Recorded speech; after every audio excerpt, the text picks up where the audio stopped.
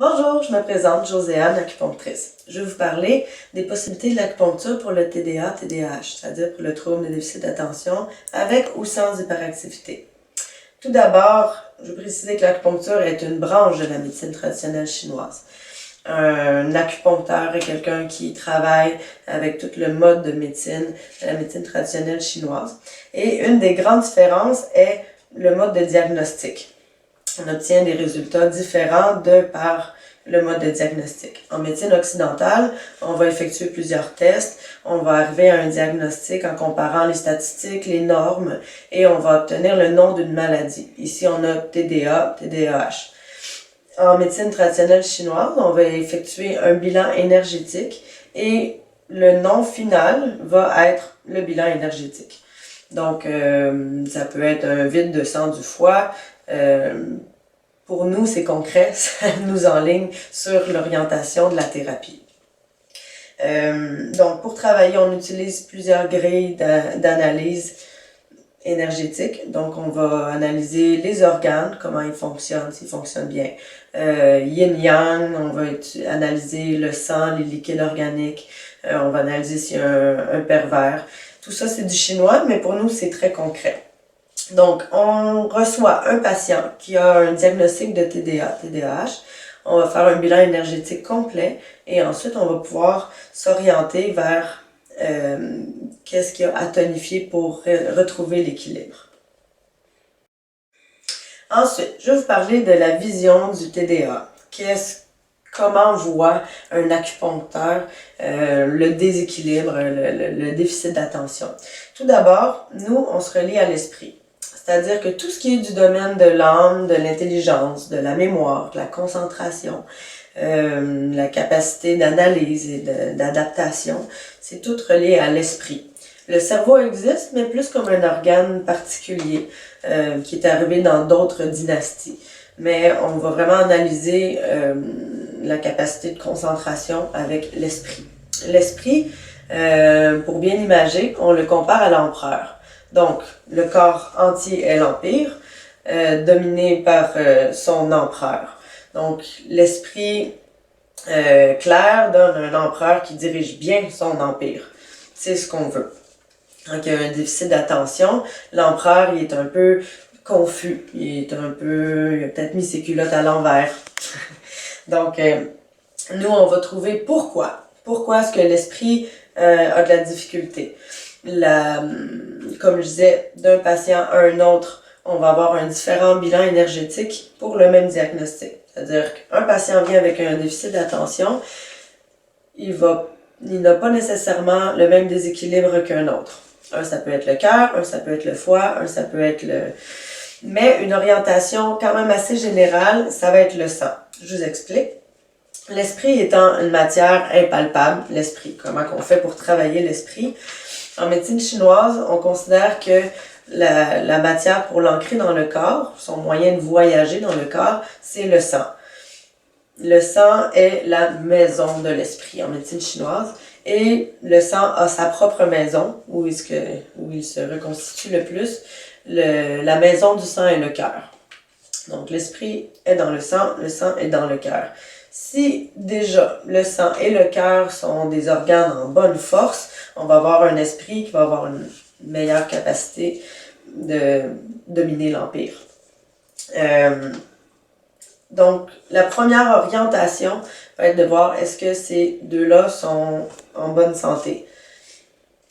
Mais il y a toutes sortes d'autres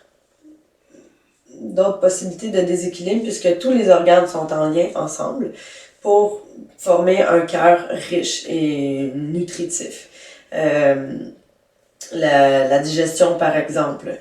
Une bonne assimilation va apporter tous les nutriments au sang et donner un sang riche où l'esprit va pouvoir être bien enraciné, bien ancré et tenir le focus.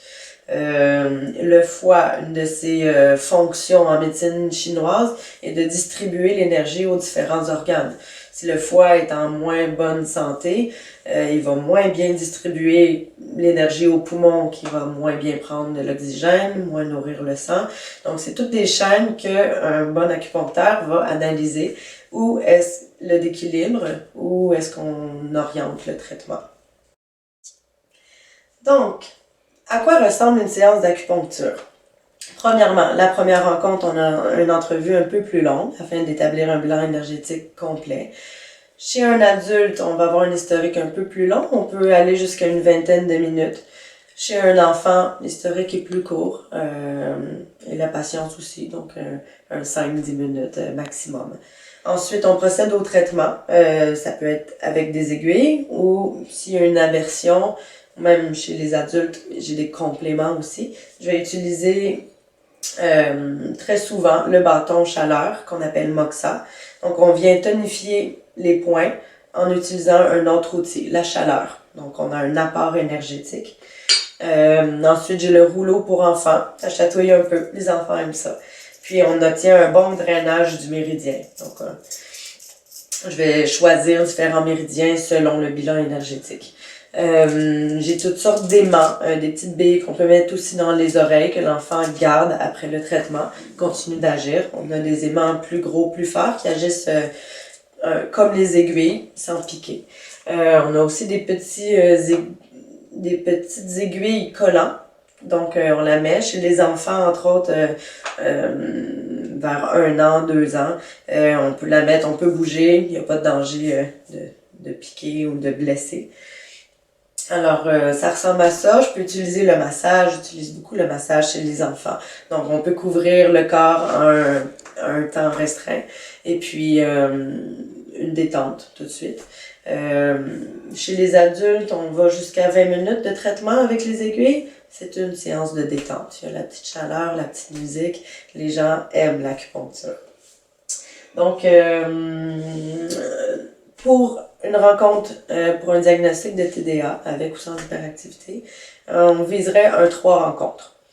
Après la première rencontre, souvent le sommeil est amélioré, la digestion. On vise 3 rencontres et après on établit est-ce qu'on atteint notre objectif ou pas. Dépendant des causes, s'il y a une nouvelle année scolaire ou s'il y a des stress ou s'il y a on va avoir besoin de rappel. Bien sûr, il y a aussi idéalement d'autres spécialistes à rentrer. Il faut faire une mise en action, dépendant de comment le niveau de TDA est élevé ou pas.